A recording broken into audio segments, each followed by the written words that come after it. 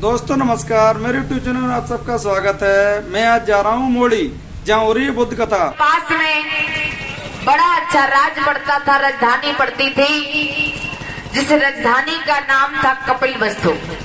और कपिलवस्तु के राजा हुए थे महाराज जयसेन, जो शाक वंश के बड़े वीर बलशाली राजा थे। जयसेन जो थे महाराज सिद्धोधन के दादाजी थे, यानी राजकुमार सिद्धार्थ के परदादा थे।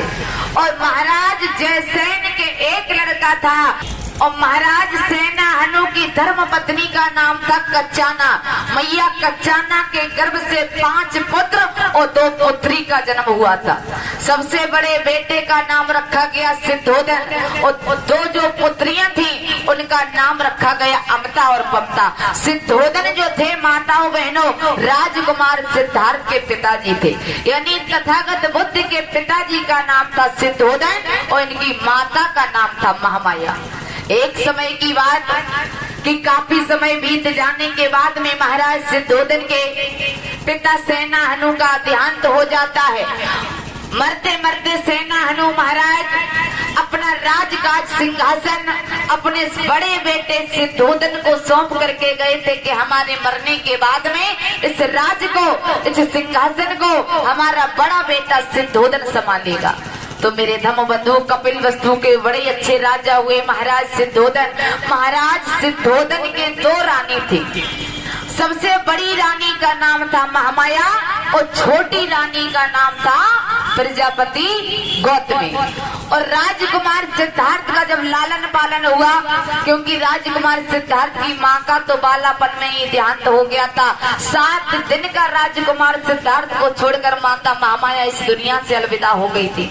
और इनका लालन पालन जो हुआ था इनकी मौसी प्रजापति गौतमी के माध्यम से हुआ था। आइए ध्यान देते हैं अम्मा बहनों, कथा की ओर लेकर के चलूंगी कि कैसे महाराज सिद्धोधन शाक वंश के राजा हुए। आइए बड़े गौर से सुनना है।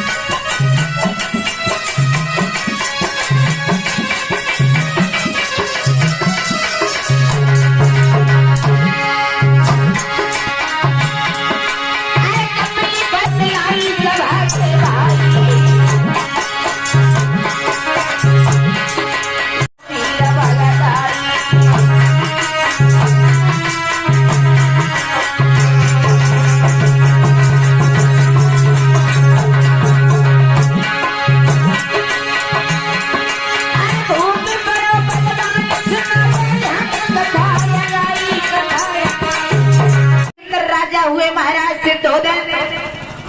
सिद्धोधन की 2 रानी थी। बड़ी रानी का नाम था महामाया, छोटी रानी का नाम था प्रजापति गौतमी, दोनों सगी बहनें थी।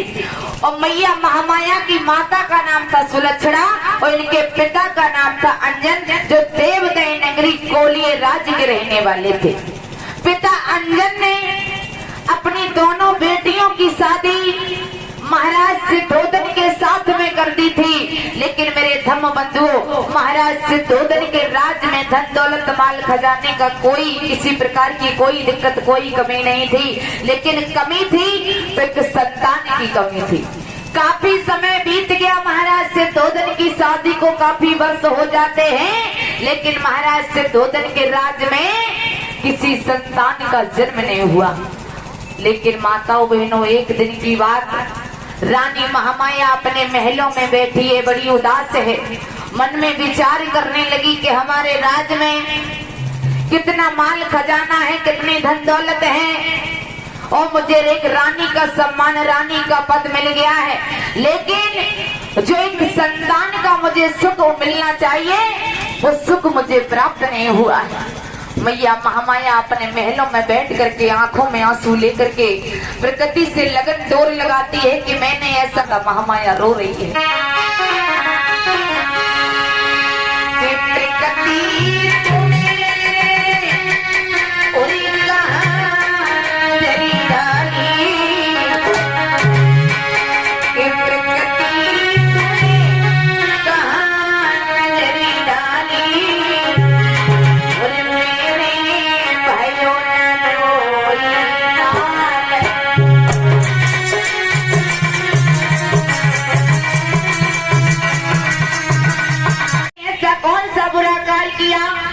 जो मुझे एक संतान का सुख प्राप्त नहीं हुआ, मैंने एक संतान को अपनी गोद में नहीं खिला पाया। एक दिन की बात मेरे धम्म बंधु, महाराज सिद्धोधन अपने राज सिंहासन राज दरबार में बैठे हैं। मन में विचार करने लगे कि काफी समय हो गया, मैंने अपनी राज महारानी महामाया को अपने राज दरबार में नहीं बुलाया। ऐसा करें कि राज मंत्री उदाई को बुला करके अपनी राज महारानी महामाया को मुझे अपने समक्ष में बुलाना चाहिए। मेरे धर्म प्रेमियों, महाराज सिद्धोधन का जो राज मंत्री सेवक जो था, जो नौकर था, जिसका नाम था उदाई, महाराज सिद्धोधन अपने राज मंत्री उदाई को अपने राज दरबार में बुलाते हैं। जैसे ही राज मंत्री उदाई दरबार में आया, कहने लगा महाराज की जीवन की जय जयकार हो। सिद्धोधन कहने लगे मंत्री कहने लगा, कहिए महाराज किस लिए आपने मुझे याद किया। महाराज सिद्धोधन ने कहा कि राजमंत्री ऐसा करो, चले जाओ मेरे राज महलों के लिए। तुम्हें तो ज्ञात मालूम होना चाहिए कि काफी समय हो गया है, हमारी शादी को काफी वर्ष बीत गई, लेकिन आज दिन तक मेरे महलों में किसी संतान ने जन्म नहीं लिया। राजमंत्री, हम आपसे एक बात कहना चाहते हैं, हमारी बड़ी रानी महामाया को लेकर के हमारे राज दरबार में बुला करके लाओ। राजमंत्री हाथ जोड़कर कहने लगा, जैसी महाराज आपकी आज्ञा। मेरे धर्म बंधुओं, माताओं, बहनों, राजमंत्री उदाई अपनी महाराज की आज्ञा का बड़ा पालन करता था। कहने लगा, ठीक है महाराज, जैसी आपकी आज्ञा। राजमंत्री महलों में पहुंचा, कहने लगा महारानी की जय जयकार हो। रानी कहने लगी, बड़ी महामाया, कहिए राजमंत्री किस प्रकार से आगमन हुआ। राजमंत्री हाथ जोड़कर कहने लगा, महारानी, आपको आपके पति हृदय सम्राट हमारी महाराज सिद्धोधन ने अपने दरबार में शिवभक्त इसी समय बुलाया है।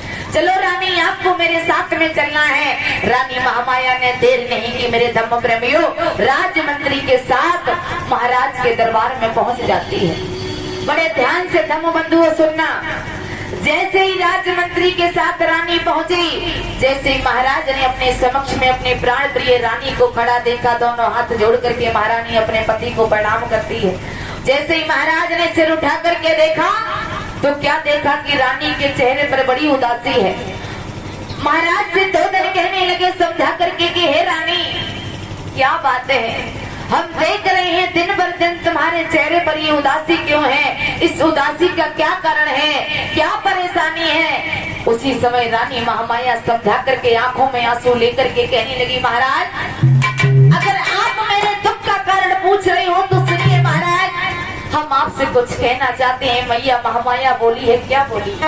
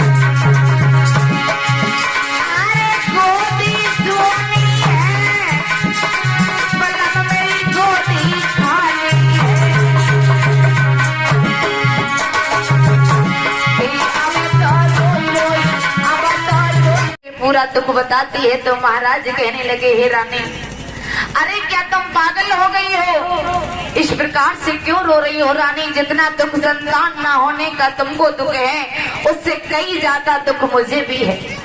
मैं आपका दुख समझता हूँ रानी, लेकिन मैं क्या करूँ, शायद मेरी किस्मत में संतान का सुख नहीं लिखा है। उसी समय रानी समझा कर कहने लगी, महाराज, इस प्रजा के लोग, इस राज्य के लोग मुझे निर्वंशी कहते हैं। मुझे एक रानी का पद मिल गया, एक रानी का सम्मान मिल गया, मुझे नहीं, मेरी गोद से किस मेरे धम्मबंधु महाराज कहने लगे, रानी चिंता करने की कोई बात नहीं है, मुझे मालूम है वक्त बदलते, समय बदलते देर नहीं लगता।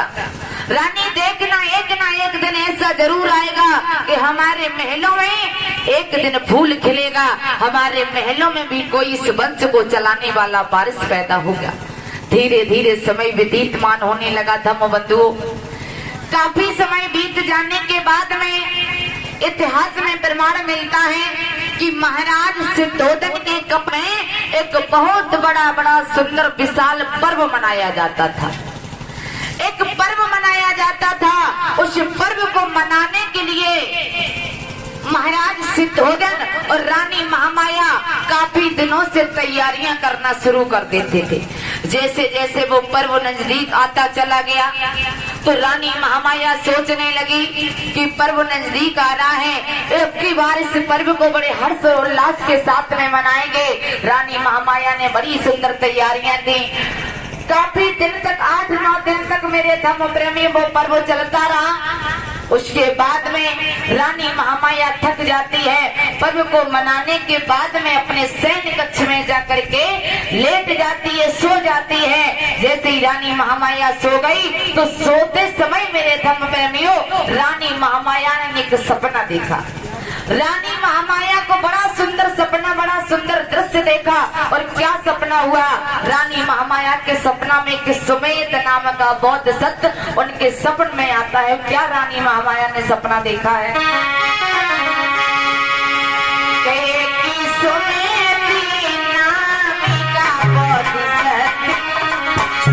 भैया प्रदीप,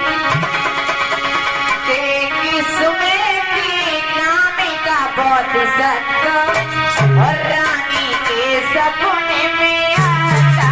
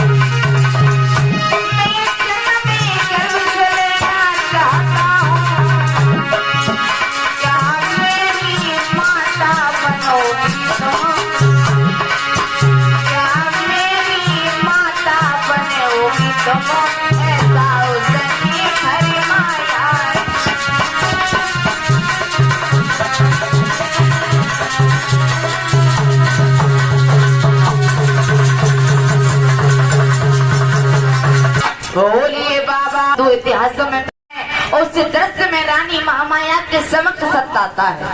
सुमेध नाम का बौद्ध सत्य रानी महामाया के सपने में आया और बड़ी करुणामयी मीठी वाणी में समझा कर कहने लगा, हे मैया, हे माते, हम आपके गर्भ से जन्म लेना चाहते हैं, इस पृथ्वी पर आना चाहते हैं, क्या आप हमारी माता बनना स्वीकार करोगी? लेकिन रानी महामाया नहीं जान पाई, नहीं समझ पाई कि ये सपना है कि ये हकीकत है। रानी महामाया सोते में हामी भर देती है कहने लगी, हे बेटा, अगर आप मेरे गर्भ से जन्म लेना चाहते हो तो बेशक ले सकते हो, क्योंकि मेरे भी कोई संतान नहीं है, हम बिल्कुल संतानहीन हैं। हम आपको एक माँ का प्यार देंगे, बेटा हमारे गर्भ से जन्म लो। मेरे धर्म प्रेमियों, सपना को देखने के बाद में रानी महामाया की अचानक नरना टूट जाती है। जैसे ही रानी महामाया की आंख खुली, सुबह हुआ, रात बीती, रानी महामाया बड़ी खुशी हो जाती है, मन में विचार करने लगी, बड़े बड़े सुंदर विचार आने लगे कि अरे जो मैंने ये सपना देखा है, इस सपने के विषय में, इसके बारे में अपने महाराज हृदय सम्राट अपने पति सिद्धोधन को बताएंगे। बड़ी खुशी हो जाती है रानी। राजमंत्री को भेज करके धर्मबंधुओं को रानी महामाया अपने पति को बुलवा लेती है। जैसे ही महाराज सिद्धोधन आए, बड़ा सुंदर आसन डाल के रानी महामाया ने अपने पति को बैठा लिया। सिद्धोधन समझा कर कहने लगे, जैसे ही अपने पत्नी के चेहरे पर खुशी देखी, मुस्कुराहट देखी, तो महाराज कहने लगे, हे रानी, अरे क्या बात है, आज आप बड़ी खुशी नजर आ रही हो। आज के पहले मैंने आपको कभी इतना खुशी नहीं देखा है, इस खुशी का क्या कारण है? रानी महामाया समझा कर कहने लगी, महाराज सुनो, हम आपको कुछ बताना चाहते हैं, आपसे कुछ कहना चाहते हैं कि आप मेरी बात सुनोगे? महाराज कहने लगे, क्यों नहीं सुनेंगे? अरे बात को सुनने के लिए तो आपने मुझे बोला, क्या कहना चाहती हूँ, क्या आपके विचार हैं? मेरे धर्म प्रेमियों, रानी महामाया समझा कर बोली, सुनिए महाराज। रानी महामाया कहने लगी, क्यों नहीं महाराज, जैसा आप चाहते हो वैसा करिए। उसी समय मेरे धर्म बंधुओं,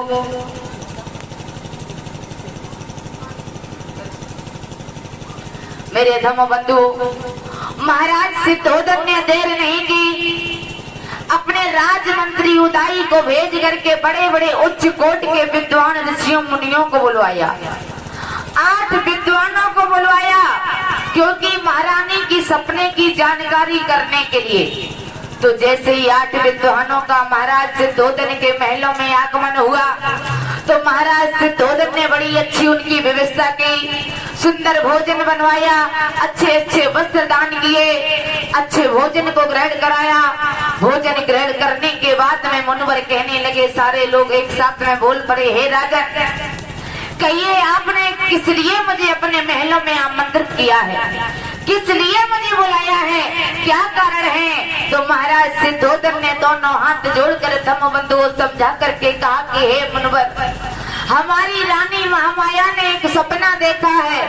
मेरी रानी ने कहा है कि मेरे सपने में आज सुमेध नाम का बौद्ध सत्ता आया था, वो मेरे गर्भ से जन्म लेना चाहता है, और वो हमारी रानी के गर्भ से जन्म लेकर के इस पृथ्वी पर आना चाहता है। इसलिए मुनिवर बताइए, ये सपना जो मेरी रानी ने देखा है, ये वास्तव में सत्य है या झूठ है? तो मुनिवर कहने लगे समझा करके कि हे राजन, आपकी रानी ने जो सपना देखा है ये वास्तव में सत्य है, लेकिन राजन दुख की बात तो एक है। मुनिवर ने समझा करके जवाब दिया, क्या बोले हैं? ना सत्य राजन मत करना इसे अनदेखा है। बोल पड़े समझा कर कहने लगे, राजन विद्वानी बोले, हे राजन, सपना रानी ने जो देखा है ये बिल्कुल सत्य है, राजन मत करना इसे अनदेखा है। मिलकर के बोल पड़े, कहने लगे, हे राजन, जो आपकी रानी ने जो सपना देखा ये वास्तव में सत्य है, लेकिन धर्मबंधु एक बात याद रखना, जहाँ लेकिन किंतु परंतु का शब्द लग जाए तो समझ लेना कुछ गड़बड़ है। जैसे ही मुनिवर ने कहा कि लेकिन, तो महाराज सिद्धोधन कहने लगे, अरे मुनिवर, लेकिन का मतलब क्या है, क्या कहना चाहते हो आप? साफ साफ दिल खोल कर बताइए, क्या बात है?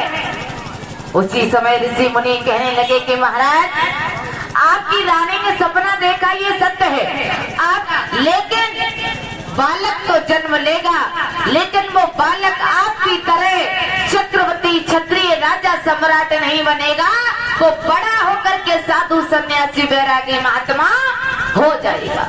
ये किसने कहा? उन उच्च कोट के 8 विद्वानों ने कहा। जैसे ही महाराज ने इतने शब्द उनके मुखार बिंद से सुने तो महाराज से 2 दिन को थोड़ा क्रोध आ गया। महाराज से 2 दिन कहने लगे, हे मनवर, अरे आप ये कैसी बातें कर रहे हो? हम भला ये कैसे मान लें कि एक राजा का बेटा बड़ा होकर के राजा नहीं बनेगा, साधु सन्यासी बैरागी हो जाएगा। अरे एक राजा का बेटा राजा ही बनेगा और आप कह रहे हो कि मेरा बेटा साधु सन्यासी महात्मा हो जाएगा, बैरागी हो जाएगा। विद्वान कहने लगे, नहीं राजन, विद्वानों के वचन कभी खाली नहीं जाते हैं। समय का इंतजार करो, तुम्हारा बेटा बहुत बड़ा तपस्वी बनेगा और विश्व में बेटा बहुत बड़ा तपस्वी बनेगा और इस विश्व में ज्ञान का दीपक जलाएगा, ज्ञान की खोज करेगा और बुद्ध के नाम से जाना जाएगा। ये विद्वानों ने मिलकर के जवाब दिया। इतना कहने के बाद में मेरे धर्म प्रेमियों, सारे विद्वान वहां से चले जाते हैं। धीरे धीरे समय व्यतीतमान होने लगा। समय बीतने के अनुसार रानी महामाया गर्भ को धारण करती है। गर्भ को धारण करने के बाद में रानी महामाया का प्रसव का समय पूर्ण हो जाता है। 9 महीने गर्भ के व्यतीतमान हो जाते हैं। लेकिन धम्म बंधुओं, पहले राज में एक प्रथा थी। पहले हमारे राजा महाराजाओं में एक प्रथा हुआ करती थी कि जिस भी बच्चे का पहला जन्म होता था, पहले बालक का जन्म होता था, उस बालक का जन्म जाकर के ननिहाल में होता था, यानी माता के पीहर में जाकर के उस बच्चे का जन्म होता था। तो जैसे ही रानी महामाया के गर्भ के पूरे मास बीत जाते हैं तो रानी महामाया अपने पति से 2 दिन से समझा कर कहने लगी कि महाराज, आपको मालूम होना चाहिए कि मैं गर्भवती हूँ और मेरे प्रसव के 9 महीने बीत गए हैं और हम अपने माता पिता के यहाँ देवदय नगरी के लिए जाना चाहते हैं। मुझे अपनी माता सुलक्षणा पिता अंजन की बहुत याद आ रही है। अगर आपकी आज्ञा हो, अगर आपकी अनुमति हो तो क्या हम अपने माता पिता के यहाँ देवदय नगरी कोलिये राज के लिए जा सकते हैं? महाराज से 2 दिन कहने लगे समझा करके, हे रानी, अगर तुम्हें जाना ही था तो पहले चली जाती, हम आपको मना नहीं करते, लेकिन अब तो तुम्हें मालूम होना चाहिए तुम्हारे गर्भ का समय पूर्ण हो चुका है, 9 महीने व्यतीतमान हो गए हैं। अब ऐसी अवस्था में जाना रानी ठीक नहीं है। मेरा मानना है कि आप महलों में रहो, अपने माता पिता के यहाँ मत जाओ। लेकिन रानी ने जिद की। रानी महामाया जिद करने लगी, नहीं महाराज, कुछ भी हो जाए हम अपने माता पिता के यहाँ जरूर जाएंगे और इस प्रथम बच्चे को जन्म देकर के अपने माता पिता के यहाँ दूंगी। मेरे धर्म बंधु, महाराज से 2 दिन कहने लगे, ठीक है, अगर तुम नहीं मानती तो कोई बात नहीं। तो महाराज से 2 दिन ने अपने राजमंत्री उदाई को बुला करके अनेक सेवक तैयार कराए, दास दासियों को बुलाया, कहा कि जाओ, मेरी रानी पियर जाना चाहती है, हमारी रानी की देख रेख के लिए सारे दास दासियों को साथ में जाना है। सुरक्षा के लिए अनेक दास दासियों को महारानी के साथ में भेजा कि मेरी रानी को रास्ते में किसी प्रकार की कोई दिक्कत तकलीफ नहीं होनी चाहिए। रानी महामाया का डोला सजवाया और डोला सजवाने के बाद में मेरे धर्म प्रेमियों, जब वो डोला देवदह नगरी के लिए प्रस्थान करता है तो रानी तैयार होकर के अपने पियर के लिए चली। और जैसे ही पियर के लिए चली धर्म बंधुओं, तो कपिल वस्तु राज के बीच और कोलिये राज के में एक बड़ा सुंदर वन पड़ता था, जिस वन का नाम था लुम्बिनी वन। सिद्धार्थ का जन्म कहाँ हुआ था? लुम्बिनी वन में हुआ था।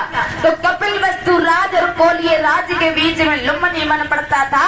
और जैसे ही वो डोला मेरे धर्म प्रेमियों लुम्बिनी वन में पहुंचा तो रानी महामाया और राजमंत्री को समझा कर कहने लगी, क्या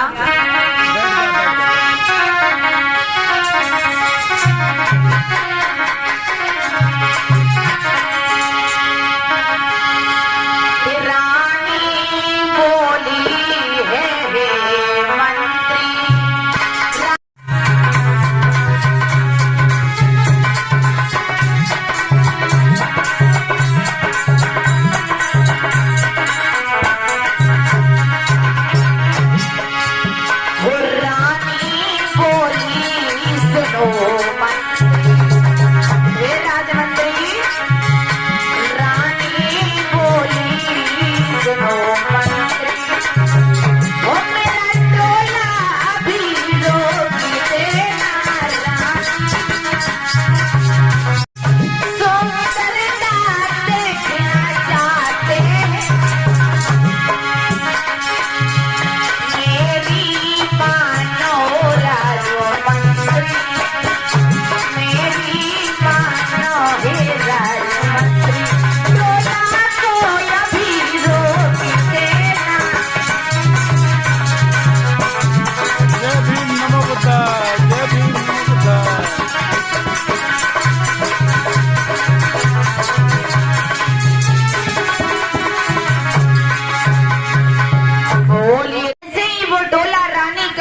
वन के बीच में पहुंचा तो रानी महामाया ने बड़े सुंदर मधुर वचनों में समझा करके राजमंत्री को जवाब दिया है, राजमंत्री ऐसा करो, मेरा डोला इसी वक्त तत्काल अभी इस वन में रोका जाए, क्योंकि इस वन की हम सुंदरता देखना चाहते हैं। इस वन को देख करके मेरा मन आकर्षित हो गया है। इस वन में अनेक तरह तरह के फूल खिले हुए हैं। हम देखना चाहते इस वन में और क्या क्या है। हम इस वन में थोड़ा विश्राम करना चाहते हैं, थोड़ा टहलना चाहते हैं। ऐसी अवस्था में डोला यहाँ रोकना ठीक नहीं है। अगर महारानी कुछ ऊंच नीच हो गई तो आपकी यहाँ व्यवस्था कैसे हो पाएगी। रानी समझा कर कहने लगी, हे राजमंत्री खामोश, अरे तू मेरे महाराज का नौकर होकर के, मेरा सेवक होकर के और हमारे सामने जवान चला रहा है। ऐसा कर हमारे डोले को भी इसी वक्त तत्काल रोका जाए। राजमंत्री डर गया, कहने लगा ठीक है महारानी, जैसी आपकी आज्ञा। अगर तुम मेरी बात नहीं मानती हो तो कोई बात नहीं। राजमंत्री ने रानी के कहने के अनुसार उनका डोला रोक दिया। जब डोला रोक दिया मेरे धर्म प्रेमियों, राजमंत्री वन में टहलने के लिए चला गया। रानी डोले से उतर जाती है और उतरने के बाद में वन में रानी इधर उधर टहलने लगी, घूमने लगी। जैसे ही घूमने लगी थोड़े देर बाद मेरे धर्म प्रेमियों हुआ क्या कि उस वन में अचानक बड़ा भयानक तूफान आ जाता है। जैसे ही तूफान आया, रानी महामाया तूफान को देख करके डर जाती है, घबरा जाती है और रानी महामाया एक साल वृक्ष के पास में पहुंच जाती है, जिसे हम पीपल का वृक्ष बोलते हैं। साल वृक्ष को पीपल का वृक्ष कहते हैं। सिद्धार्थ का जन्म पीपल के वृक्ष के नीचे हुआ। मेरे धर्म प्रेमियों, जैसे ही रानी साल वृक्ष के पास में पहुंची तो तूफान को देख करके रानी डर गई। साल वृक्ष की डाली पकड़ लेती है और हवा का झोंका लगने से मेरे धर्म बंधुओं वो डाली नीचे ऊपर होने लगी। जब वो डाली नीचे ऊपर होने लगी तो रानी महामाया उस डाली को बड़ी तेज पकड़ लेती है और डाली हिलने की वजह से रानी महामाया के पेट में प्रसव वेदना होने लगी। जब प्रसव दर्द होने लगा, समय पूरा था रानी महामाया का गर्भ का। जैसे पेट में दर्द हुआ तो रानी महामाया रोने लगी, चिल्लाने लगी।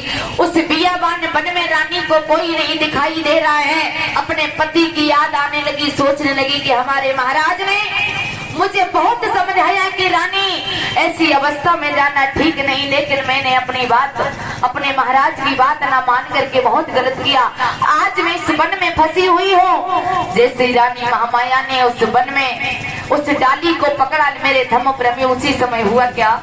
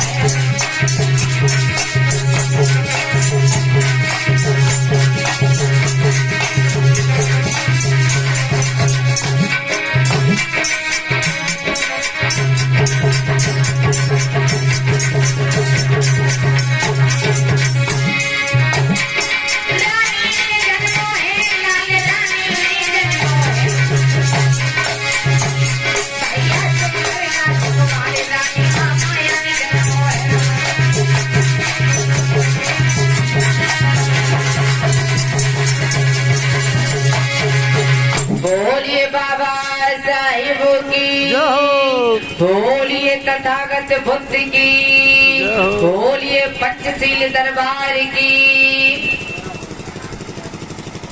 के गर्भ से राजकुमार सिद्धार्थ ने लुम्बिनी वन में जन्म लिया। राजमहलों में बड़ी खुशियां आ जाती हैं। और मैं कहना चाहूंगी यहाँ की सभी माताओं बहनों से, देखो कल बुद्ध पूर्णिमा थी, कल बुद्ध जयंती थी, तो मान लो कल ज्यादा अभी समय व्यतीतमान नहीं हुआ है।